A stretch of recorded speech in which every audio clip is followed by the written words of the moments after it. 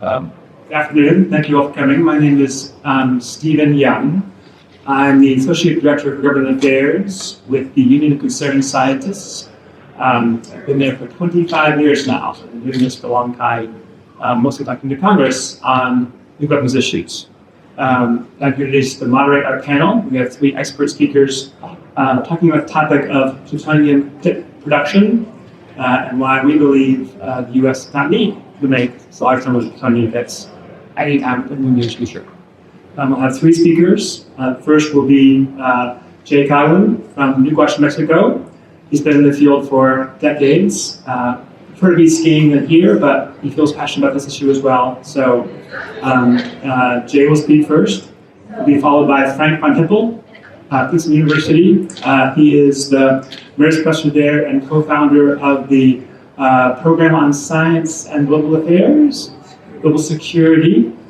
He's done a bunch of work in this field, very impressive, including during the Cold War, worked very closely with Soviet scientists on a number of the Quadrant programs back in that day. He has started the nuclear freeze era in the 1980s, so he's been around for quite some time and knows a great deal about many things. Our last speaker is Tanvi Kardile, thank you. She is with Kardile Cares, Communities Against Radiation from the Environment. She is the Attorney and Nuclear Program Policy Director for Kardile Cares, as well as the President of the Alliance for Nuclear Accountability, which is a coordinated group of over 30 organizations across the country that focus on nuclear weapons issues, legacy issues, cleanup and waste, and we're proud to be a supporter of that organization. Jay, please take it away. Okay. So first I want to pay homage to Frank. Yes.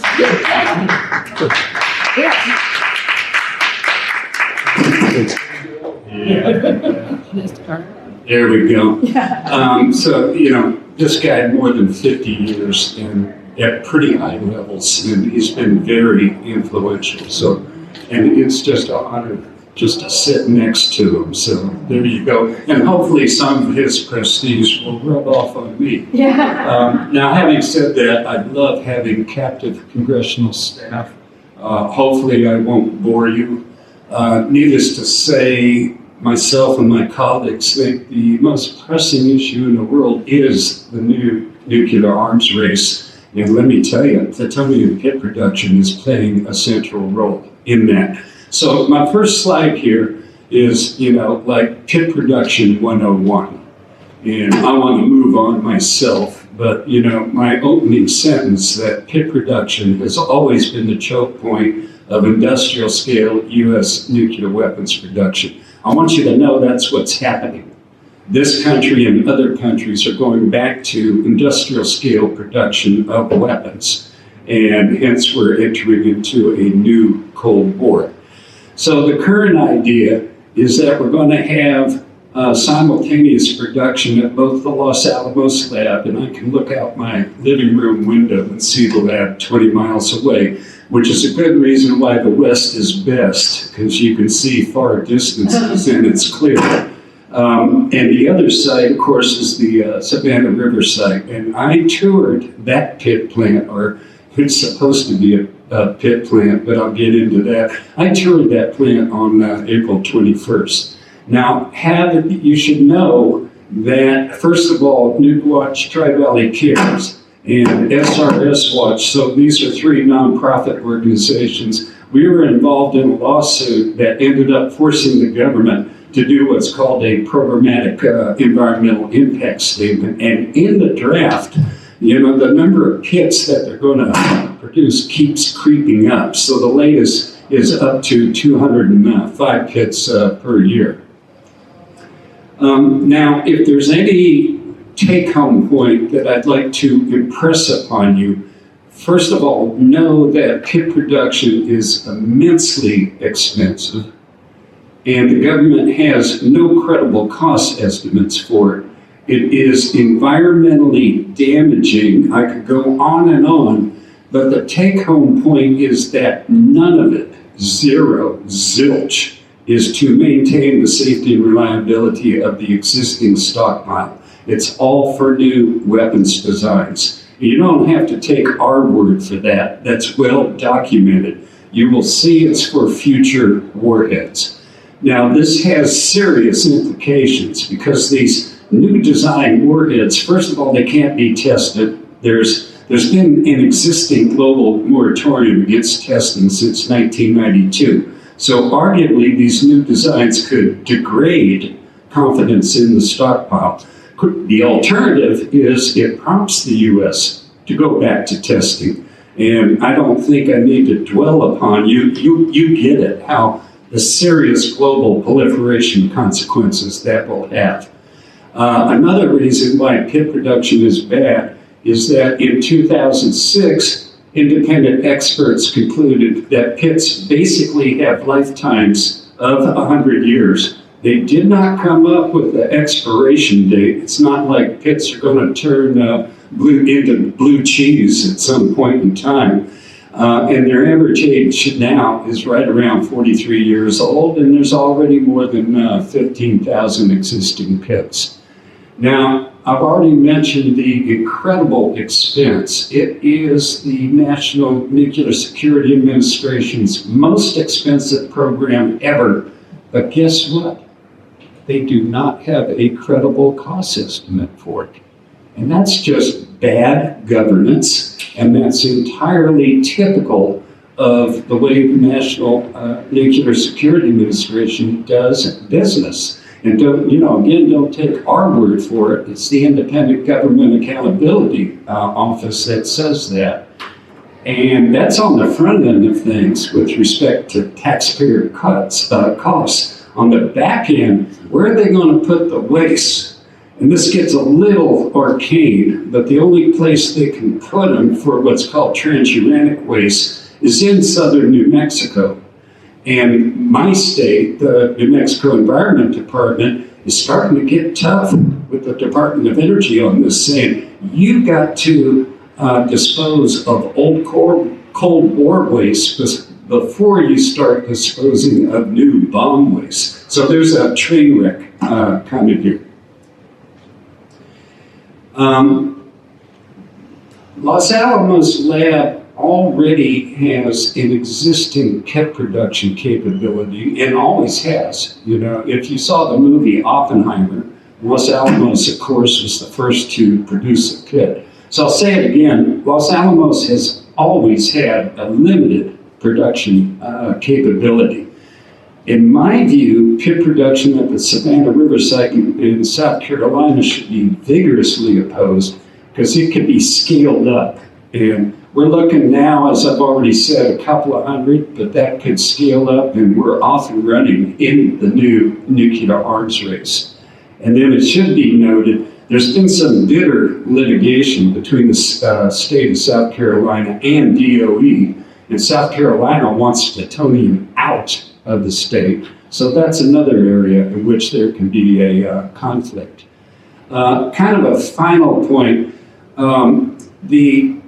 so there's already a draft programmatic environmental impact statement, and I restate, we had to sue to make the government do that at all. But in that draft programmatic environmental impact statement, NNSA makes the claims that its programs, are consistent with all treaties. Now that's a highly ironic statement because, first of all treaties are dead and expired now, except for the Non-Proliferation Treaty and the review conference for the NPT that concluded just a few weeks ago ended in utter failure for the third time. And there is a Article 6 mandate in the Non-Proliferation Treaty, and that treaty went into effect in 1970.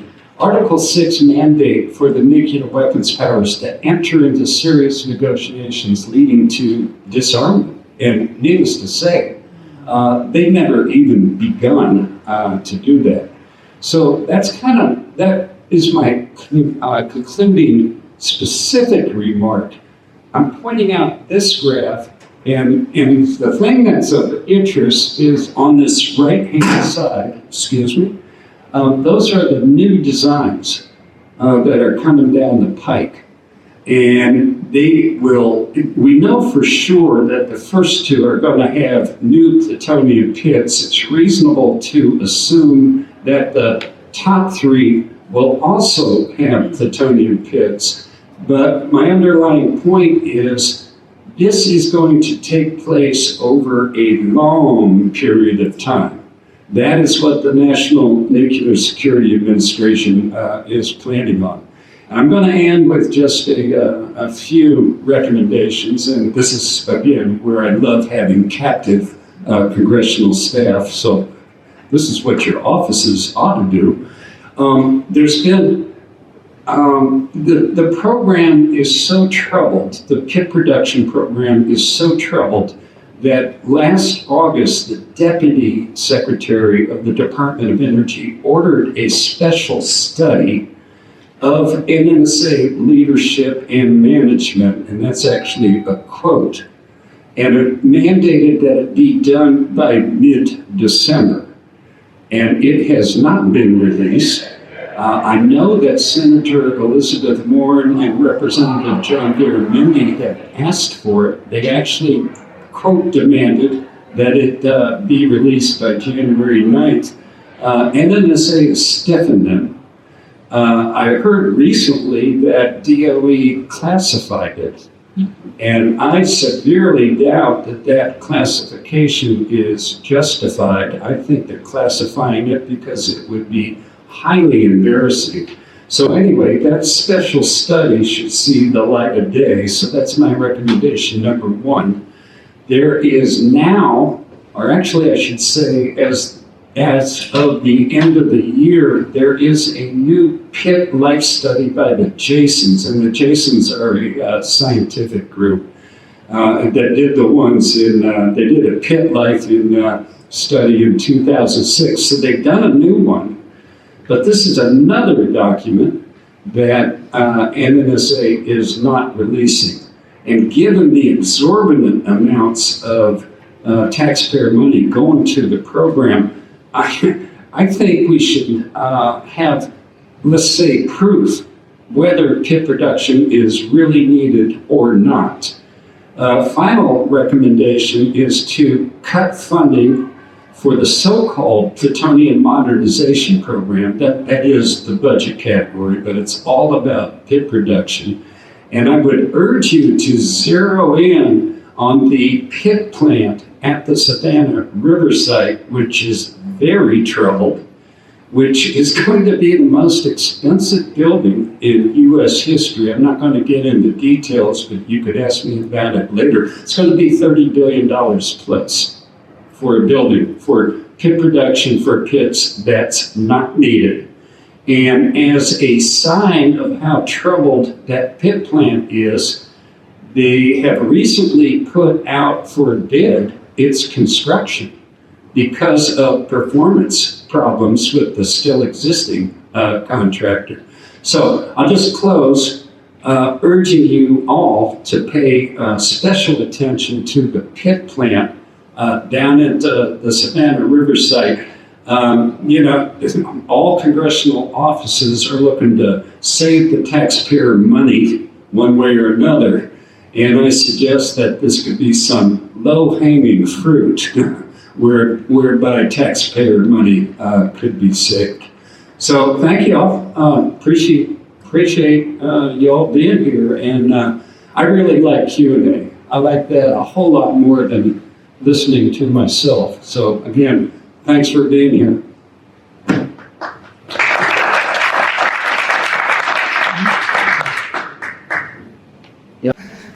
Okay, there's a little overlap with what Jay said. And I'm going to make basically 3 points. That the Savannah River facility costs are out of control. That recycling pits, these pits that have a lifetime of at least 100 years, is both ignored and when they get into trouble, invoked. And that the highest priority, the first in line pit to be produced, is for a dangerous purpose that would push us further toward a launch on warning posture. So, here's a picture. Jay showed you the pit, but this is in the context of a warhead, and you can see the pit is on the left there. The plutonium shell is in red, and it's surrounded by an explosive, which would implode it to a supercritical mass, and you would have a small fission explosion, which would then be boosted by some fusion gas injected just before the implosion into that cavity in the middle, and that would boost the yield up to about 10 kilotons in the region of the Hiroshima bomb. And then that combined explosive force would ignite the secondary. And we have typical warhead yields of 100,000 tons, 7 Hiroshimas or more. So that's what what we're talking about. Next, there are 2 plutonium pit production facilities under construction. One is approaching the end and is trying to ramp up production at Los Alamos, and then a larger one at Savannah Riverside in South Carolina. And the building in which the Savannah Riverside facility is being built is actually a building which was built for another purpose. It was built for the plutonium disposition, the excess Cold War plutonium we have, because we've downsized our arsenal. That building, when it was being built to make a plutonium-containing fuel for U.S. nuclear reactors, there was only 2 problems. One was the U.S. utilities didn't want to use plutonium fuel because it has security issues. But the other one was the original price of this project was about $1 billion. And it just kept getting more and more costly. And Congress finally shut it down after they spent $7.6 billion on just this building. Well, then Savannah River needed to replace those jobs. And I think due to the intervention of Senator Grant, thank you.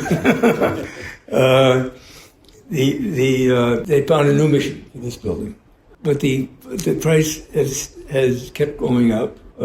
Between fiscal year 24 and 27 budgets, NNSA's estimate of the cost of converting the building to produce pits has increased from $11 to $25 billion. This is on top of the $7.6 billion already spent on the previous mission. So NNSA, after spending, I guess about $13-14 billion, has decided maybe they should find a new contractor, which I think is a good idea. But in fact, I don't think I think that my recommendation here is that this project should be put on hold, and we should learn how to make pits at Los Alamos first, and we may not even need this Savannah River project. Next slide. So in fact, NNSA has a fallback position because of the delay of the Savannah Riverside facility, and it's to recycle the pits from previous warheads which have been retired. And as Jay said, in 2006, the Jason Review Group working for DOE and NSA actually estimated that the pit longevity is at least 100 years. Livermore estimated at least 150 years. And so there's plenty of life left in these pits. They're about 40-odd years old at this point. And as Jay said, NNSA commissioned another review of the pit longevity. And there is an unclassified summary, but NNSA is refusing to release it. My understanding is that the message hasn't changed. It's at least 100 years. But because we're still 55 years away from the pits being 100 years old, because of these delays and the feeling of urgency to get on with making these new warheads, the W-93 for the ballistic missile submarines, and then I say, oh, well, we can use recycled pits, which is something that they had declared was impossible before that. And in fact, the announcement at the end of the Biden administration was that because of the delay, half of the W-93s would be, in fact, based on recycled pits. Now, finally, the warhead that is first in line at Los Alamos is the W-87-1 warhead, which is to replace the W-78 warhead for the U.S. ICBMs. Just doing the arithmetic, we have 400 ICBMs. We could potentially go up to 450. We have 450 silos. I don't know, is it 400 silos that are going to be made for the Sentinels? I think it is. But anyway, in the same ballpark. And the U.S. already has 540 modern W-87-0 warheads. So enough for one warhead per deployed ICBMs. Well, the ICBMs, in fact, had 3 warheads during the Cold War, but they were downloaded to 1 warhead each at the end of the Cold War, so that because of the problem that the Soviet, now Russian missiles had gotten accurate enough that there was a real risk that warheads could land close enough to the missile silos to destroy them. And so one Soviet, now Russian warhead could, if we loaded them up to 3 warheads each, could destroy 3 of our warheads. And it was because of that in the 1970s, the late 1970s, Strategic Command adopted a launch-on warning posture. And they mean it. So if, in fact, we uploaded again to 3 warheads, which would be the only reason to build these extra warheads, the president in the 10 minutes that he had to make a decision about what to do if Strategic Command told him that there were incoming missiles, would be pressed harder than he would already be pressed to launch on warning. So we shouldn't be doing this. We should not. If we want to put out more warheads, we can put more warheads on the submarine-launched ballistic missiles, which are not targetable, and therefore wouldn't put that kind of pressure on to launch on warning. So the final slide. So we should suspend the NNSA's pit production project at the Savannah River site and require NNSA to focus on demonstrating reliable pit reduction at Los Alamos. We should demand, this is you actually, should demand, the Congress should demand the release of the unclassified summary of the 2025 Jason Pit Aging Report, and we should limit U.S. ICBMs to 1 warhead each, even though Strategic Command, at least under the previous commander, was interested in uploading them again and then putting, tightening that vice on the president to launch on warning. So that's it. Thank you. Thank you, Frank.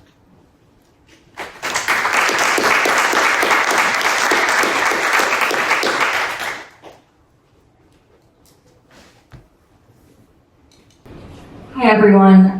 Like Stephen said, I'm board president of the Alliance for Nuclear Accountability. We're a coalition of around 30 plus organizations across the country. A lot of us are grassroots groups located in frontline communities with nuclear complexes. This week we are in DC for our annual DC Days, where we present safer nuclear weapons and waste policy initiatives to federal officials. This week we've had over 80 meetings with representatives, government agencies, and oversight agencies as well. This year we are asking for congressional comments on the PEIS. We've met with several officials and asked them to submit comments on it. So pit production does affect all sites. Like Jay was talking about, we filed a lawsuit under the National Environmental Policy Act, NEPA, against the National Nuclear Security Administration for its failure to assess its joint multi-state pit production plan and analyze alternatives. We won that lawsuit and the draft PEIS was released in April. However, the draft fails to address sites outside of Savannah River and Los Alamos, even though pit production affects all sites. It's not just those two production sites. And it is a programmatic environmental impact statement, so it should therefore address the entire program and not just two production sites. So the entire program includes all DOE sites. So that's Lawrence Livermore National Lab, Nevada National Security Site, and Kansas City National Security Campus, along with Los Alamos and Savannah River. So one example of a site not addressed in the PEIS is Livermore Lab. Like I said, there are other sites not addressed as well, but this is just one example. Plutonium pit production, the work is the primary driver for Livermore Lab's proposed enhanced plutonium utilization. This work is connected to plutonium pit production plans at both Los Alamos and Savannah River, and it's also connected to the component production at the Kansas City plant in Missouri, the assembly work at Pantex, and the subcritical testing of new warheads at Nevada National Security Site. Once again, none of these are addressed in the draft environmental impact statement and should be. Enhanced plutonium utilization is not discussed, analyzed, even though plutonium pit production is the primary driver for this.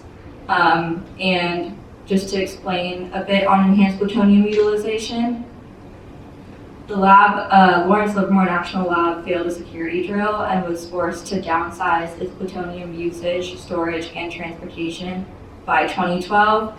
However, NNSA now wants to raise the amount of plutonium throughput at the lab by increasing its current status as a Security 3 facility, which is able to use small quantities of plutonium at workstations, to Security 2 facility, able to use larger quantities. So once again, none of that is addressed in this draft and should be.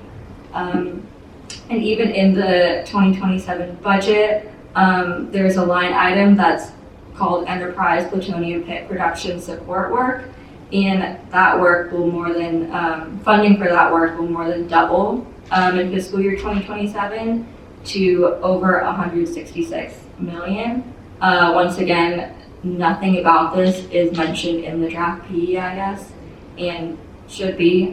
There's a very clear line item in the budget that is for plutonium pit production support work. And what is the exact support work? It's unknown. It's not mentioned in the draft. We submitted scoping comments asking for clarifying questions, and those were not addressed in the draft under scoping comments. And just a pretty scary fact about enhanced plutonium utilization, there will be a 27% increase in the collective worker dose from radiological emissions at Lawrence Livermore National Lab. Once again, none of these stats are discussed in the draft. And this is the same story for other sites in the complex as well. It's not just limited to Lawrence Livermore National Lab. The transportation analysis in the draft is also lacking. Nuclear materials and waste shipped among all the sites it's going to be shipped on highways all across the country, and the transportation route is not yet known. Once again, we asked for the transportation route in the scoping comments, and that was not addressed. In the response, the map is not in the draft PEIS and should be. There are some stats for transportation for enhanced plutonium utilization. So there'll be 180% increase in the number of plutonium shipments in and out of Livermore Lab, a 21% increase in latent cancer fatalities in the populations along the transportation route, and a 6.6 increase in the dose to transportation crews. statistics like these are not talked about in the draft statement, and we feel like community members should have that transparency to know exactly what they're going to be facing when they're living in communities along transportation routes and what harms that they could be subject to. And the chart that's on the screen shows the amount of shipments in and out of these sites, and it shows that they're in the hundreds of thousands. So this is really the only transportation analysis that's done in the draft PEIS. The exact route is unknown, and that is one thing that we're asking Congress members to ask for clarifying questions in the draft, in the public comment period for the final PEIS. So we're asking them to just ask clarifying questions on what the route is going to be. And once again, transportation is only analyzed in the context of Savannah Riverside and Los Alamos, not other sites across the country. There were 5 public hearings for the draft PEIS in North Augusta, South Carolina, Livermore, California, Santa Fe, New Mexico, Kansas City, Missouri, and Washington, D.C.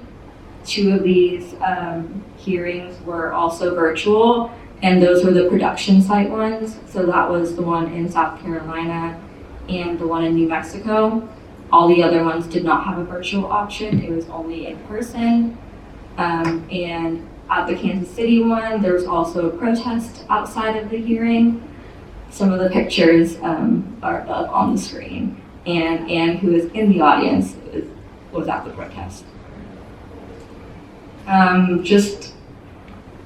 It was amazing to see so many people present. The vast majority of the comments made were in opposition to plutonium pit production, and around 400 people were present in total. So it was great to see the turnout and the comments that NNSA has to address. I was at the Livermore hearing, and all the comments made were in opposition to the plutonium pit production plan. And the comments covered a lot of technical topics such as proliferation, environmental effects, transportation, alternatives, and community impacts to residents. So all around, there was a big variety of comments made on a large variety of topics that NNSA now is required to address. Even though the public hearings are done, there's still time to submit written comments.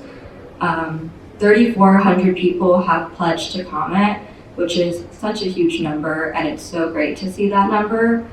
The deadline to submit comments is July 16th.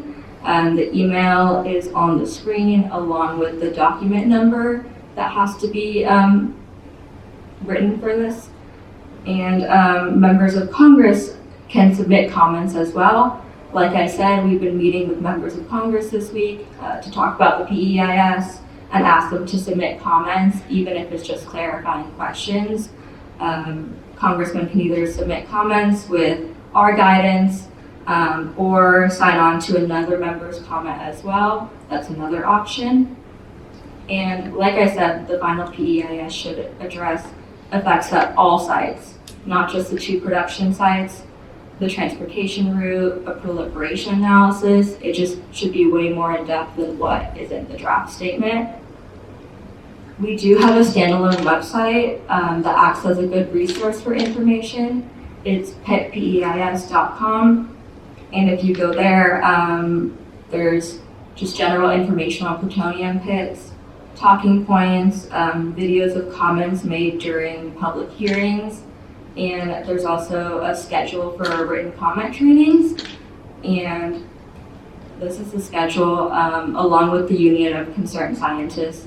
We are hosting written comment trainings that you all can attend to learn more about how to give a public comment, why this is extremely crucial, and just some more background on plutonium pit production. Thank you so much, and we really appreciate your time.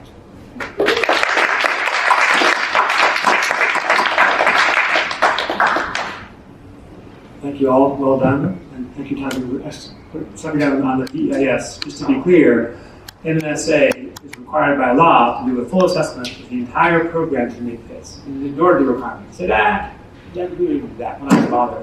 They were sued by New Watch, Kardile Cares, Center Watch, and they lost. The judge says, yes, of course you can do that. It's required by law. So now they're doing it. And after being forced by our colleagues to do it, it is a very important thing. And as Tanvi said, yes, there's a Congress consider comments. So it'd be hugely valuable. Ask your boss to say anything at all, just to put your viewpoint on the record would be very valuable. One other thing, just to share what you all can do, pay attention to on the Snake River site. Tell you a little bit of the story. In this year's FY27 request, there's a massive increase in funding for pit production, about up by 35% overall. Each facilities on pit production typically get more like a 100% increase, both for Los Alamos and Snake River site. In the House Energy and Water Appropriations Committee bill, they actually cut the request, the funding for SRS in half to less than last year's funding, while saying they fully funded it. That's a very interesting thing to say. They fully funded it and actually cut it in half. And this is interesting because historically, for a very long period of time, the House focused on water projects in their bill and didn't really worry about the Pluto's assistance job taking care of that. In the 2000s, Representative David Hobson was then chair of the House Appropriations Committee. Said, no, it's in my committee, I'm going to take a role in it. And he played a huge role in pushing back against new nuclear weapons in the early 2000s.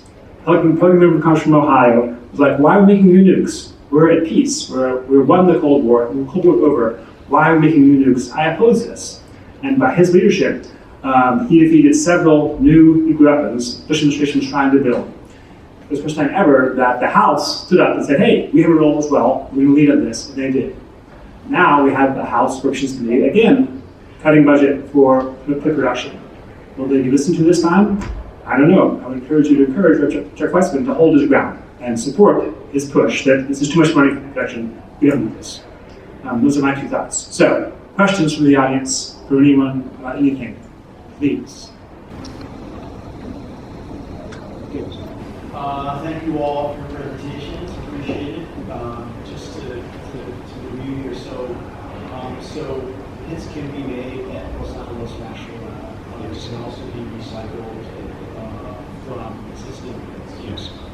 So given all that, what is the official justification for expanding capacity? Part of it is to have redundancy.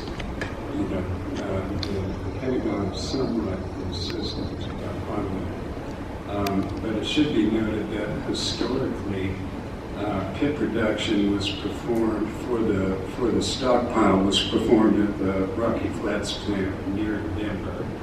And I would like our congressional staff members to know that operations there ceased in 1989 because the FBI raided it for environmental crimes.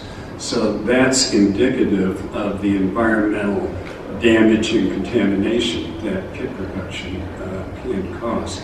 Now, some of this, my response in part would be slightly abstract on treaty stuff. And again, the United States and the other weapons powers are required to go into negotiations leading to nuclear disarmament. And the review conference just failed of the Non-Proliferation Treaty, just failed for the third consecutive time over a span of now 15 years to make any progress. So my fundamental point is pit production out until the year 2080, and that's what they're planning on, until the year 2080, contradicts our already existing treaty obligations. And bottom line, you know, I'm not going to sit here and argue that the U.S. should unilaterally disarm. Far be it from that. But the U.S. should provide strong global leadership towards eradicating the one class of weapons that can wipe us out overnight. So, and I could go on, but can't. But thank you for the question, Tom.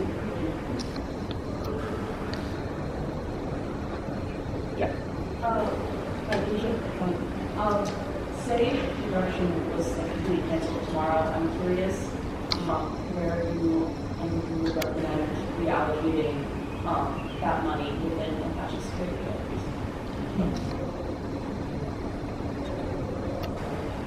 If I can understand, essentially the money for non-proliferation funding.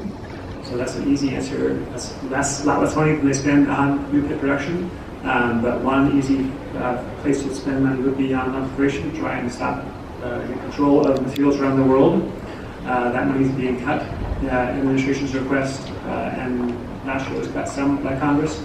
And there's a big push on quarters of that program to have it be up this year. That's one easy direct answer. Otherwise, just save the money. And we have this. So this is a massive budget request for the administration for defense spending. It's not going to be the defense program, in my view, that need additional money. A lot of money. So I would just put it into taxpayer dollar statements. One other thing I would add is I would say defense cleanup as well. The cleanup budget remains stagnant while the budget for weapons continues to rise. And the defense cleanup budget is very, very low. So I'd say I'll add, money should go towards taking care of what they already have. There's at least 15,000 pits sitting down at the Pantex plant outside of Amarillo.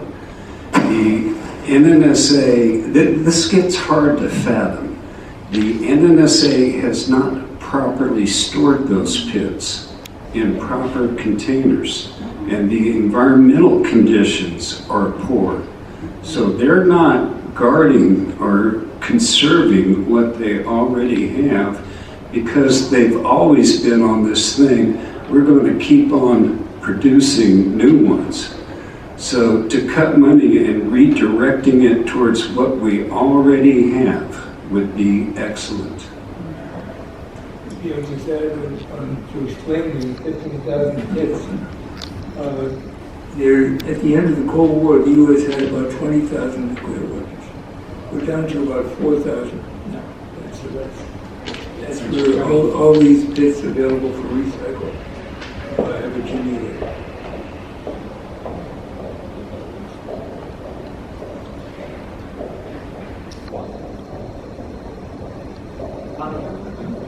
Last one. Of the pits they're planning to reuse, are they still planning to reuse pits for the W-93 submarines? I think so. They don't have a choice if they want to produce those warheads. Previous warhead, or are they different pits from previous warheads? Where are those pits coming from? I think they're from a previous warhead. I have a speculation about which one, but there's no official. That we haven't been informed officially about. This would strike me as a pretty clear sign of approval by NSA that pit reuse is not only possible, but desirable, feasible, and essential policy. I'll tell you my speculation. we had an enormous number of submarine warheads during the Cold War. I think there would be like 6,000 of one variety. So there are plenty, and one of those was actually tested with a new design just at the end of the Cold War. Here's the weird thing about the W-93, which is for submarines. Well, a couple of weird things. The U.S. just finished a life extension program. There's 2 warheads now that go on submarines. The U.S. about 4 years ago finished a very expensive life extension program on the W-76, and more recently did an alteration that's with a capital A on the W-88. So both those weapons have been refreshed, but yet we're going on to design a new weapon. And here comes the punchline. It's mostly for the United Kingdom. UK has actively lobbied Congress for that new warhead. And I think Congress ought to look into that. think we would make it, but I think we would help them design it. In terms of physically making it, they're going to do it in Aldermaston in UK, but the design is American. So one final thing that Congress should ask for, again, I had asked for many times, but has not gotten it yet, is an actual, as Jay said, there's no cost estimate or timeline to this program. It doesn't exist. We've been trying to make one for years. Congress demanded this plan in 2018 or earlier. So 8 years later, there's still no cost estimate or timeline for this program. There's some ballparks, there's some instances. They actually don't have an official estimate for timeline or cost. A program will cost probably about $50 billion in total. They just won't say. GAO has told them multiple times, you can do this. All you have to do is make an estimate. Not perfect, but make an estimate. They refuse. Simply say, no, we're not going to do it because it will be wrong. Because they know it costs more than they think. And so I would encourage you, because they're now saying they'll have it finally this fall. They're saying they'll have it sometime for many, many years now. So I encourage all of you to ask your boss to write letters to NSA and say, hey, where is it? I want it now. Because this is just ridiculous. This is bad oversight. We're literally giving billions of dollars to a program that has no timeline, no cost estimate. It's just absurd. All of it, the whole thing. Other questions? Thank you all for coming.